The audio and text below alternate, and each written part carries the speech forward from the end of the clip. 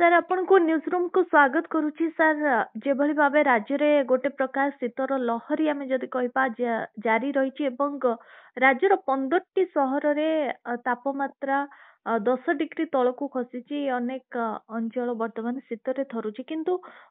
कुहा जाउची जेमती आगुरु मध्य पूर्वरु आपण सूचना देई सारिछन जे आजिठु शीतर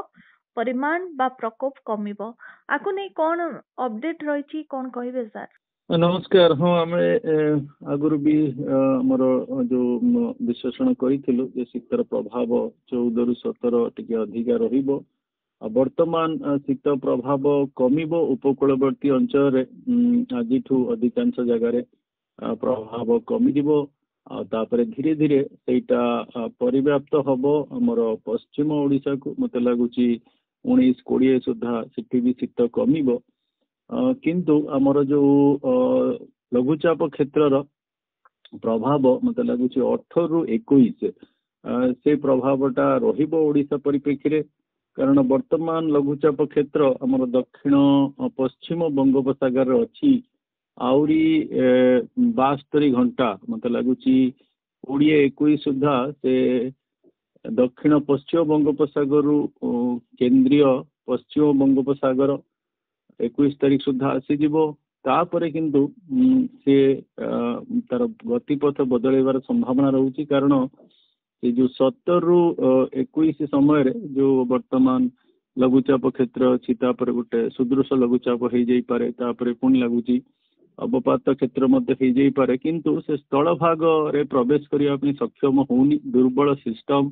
आ उत्तर पश्चिम वायुर प्रभाव बहुत रोचे तेणु सी गोटे संघर्ष करुच्ची आमर आंध्र तमिलनाडु उपकूलवर्ती अंचल 18 रु नहीं 21 तारीख पर्यंत 21 तारीख पर निजक संगठित करके रखिपारुनी तेणु गोटे बड़ अंचल खेले हो जाऊँगी उत्तर पूर्व दिगरे म्यांमार आड़ को अग्रसर कर परिप्रेक्षी ओडिशार जो प्रभाव रोचे 18 रु 21 तेणु से प्रभाव में जेहेतु मेघुआ आकाश वर्षा भी हबार संभावना अच्छी तेणु शीतर प्रभावटा कमिजिब किंतु जेहेतु उत्तर पश्चिम वायु वर्तमान बहुत सक्रिय अच्छी 22 परे परे आमर पश्चिम उत्तर जिला माने पुणी मत लगुच शीतर प्रभाव में आसीजे आ धीरे धीरे सेटा 24-25 आड़ को आमर उपकूलवर्ती अंचल को भी आसीजिब तापर पुणी लगुच गोटे शीतर प्रभाव आरंभ हम एथर लगुच लानिना भी कंडीशन भी डेभलप हबार अच्छी तेणु डिसेम्बर मसरे जो आमर शीतर प्रभाव पुणी लगुच 22-23 आड़ आरंभ हम नवेम्बर मसरे जो एमती आमर थिला 15 रु नहीं 27 पर्यंत पुणी डिसेम्बर रहा 9 रु नहीं 17 किंतु एबे जो 23-24 डिसेम्बर पर जो शीतटा आरंभ हम लगुच टी अधिका शीत गोटे विस्तृत अंचल शीत रहिबार संभावना रोचे आ उत्तर भारत तो ऑलरेडी शीत प्रकोप अच्छी शीत प्रकोप रहिबो किंतु ओडिशा रे 18 रु 21 पीरियड रोचे टिके मेघुआ आकाश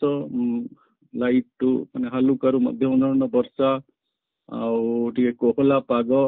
रहिबार संभावना रोचे लघुचाप क्षेत्र जो तेणु आउ 24 घंटा भितर आमर गोटे पागर परिवर्तन आसबार संभावना रोचे सुखिला आ शीत कंडीशन रु गोटे वर्षा कोहला पाग आसबार संभावना रोचे। सर राज्य रे आमे जदि कहबा ओडिशा उपरे प्रभाव पकेइबो कि जेमती आपण कहउतले लघुचाप हेबो ओडिसा रो किछि किछि स्थान रे वर्षा हेबो कि जदि बा हेबो केउ केउ जिल्ला गुडी करे वर्षा हेबो से नै किछि अपडेट आसुछि कि वर्तमान सुधा। हाँ जो ओडिशा परिप्रेक्षी कहले जमी आप कहली वर्तमान सिस्टम ता 17 तारीख दक्षिण पश्चिम बंगोपसागर पखापाखि समुद्र अच्छी से धीरे धीरे उत्तर पश्चिम दिगरे अग्रसर हम निजक संगठित कर सुदृश लघुचाप हो जापे आउ गोटे स्टेप अधिक अवपात क्षेत्र हो पारे किंतु से स्थल भाग को संपूर्ण रूपे प्रवेश करें कारण उत्तर पश्चिम वायुर प्रभाव बहुत रही तेणु समुद्र उपकूलवर्ती अंचल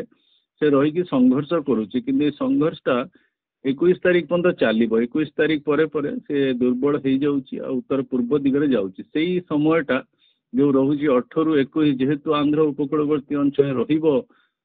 से प्रभावटा ओडिशा रे परिवार बहुत संभावना रोचे पर्टिकुलाली आमर जो दक्षिण आ उपकूलवर्ती ओडिशा रोचंती आपण बालेश्वर नहीं चलतु गंजाम मालकानगिरी ये सब अंचल पार्श्ववर्ती जिला मानक वर्षा रहिबार संभावना रहुची मते लगुची पीक कंडीशन टा 18 जो पीरियड टा रहउची 20 से पीरियड की 21 पीरियड रहिबार संभावना रहुची आ टिके जेहेतु गोटे बड़ अंचल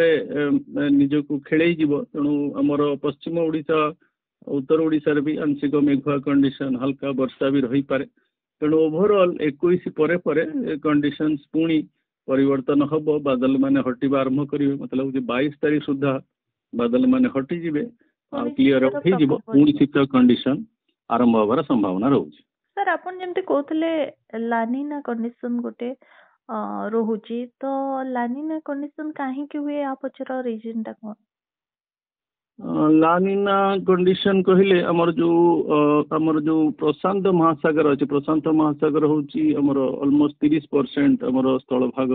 जो आमर कॉन्टिनेंट पोर्शन रहुची जलभाग तेणु बहुत जो प्रशांत महासागर जो प्रकार परिस्थिति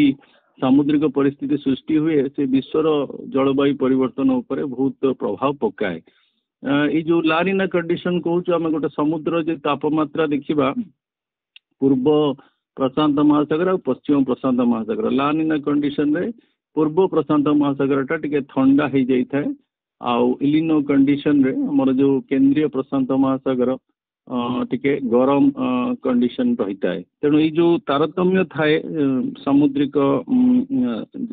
तापमात्रार से कंडीशन रे वायुमंडल उपर पड़े तेणु जदि लानिना कंडीशन में देखा जे पूर्व प्रशांत महासागर टिके जदिव दुर्बल लानिना रहिबो किंतु अल्प समय कि रहिबार संभावना रहुची जोटा डिसेम्बर रू नहीं कि जनवरी फेब्रुआरी पर्यंत रही पारे तेणु पूर्व प्रशांत महासागर टा टिके अधिका ठंडा रहिबो पश्चिम प्रशांत महासागर टिके कंपैरेटिवली वार्म रहिबो से कंडीशन टा जेते बळे थाए सेते बळे हमर मानसून रे गोटे भलो प्रभाव दिए आउ समय समय ठंडार भी कंडीशन को बढ़ई थाए तेणु लानिना कंडीशन जदिव दुर्बल अच्छी किंतु रहिबार संभावना रहुची अल्प समय पई कि डिसेम्बर रू नहीं कि मार्च भितर निहाती भावे सर बहुत बहुत धन्यवाद आपनको आलोचना पे।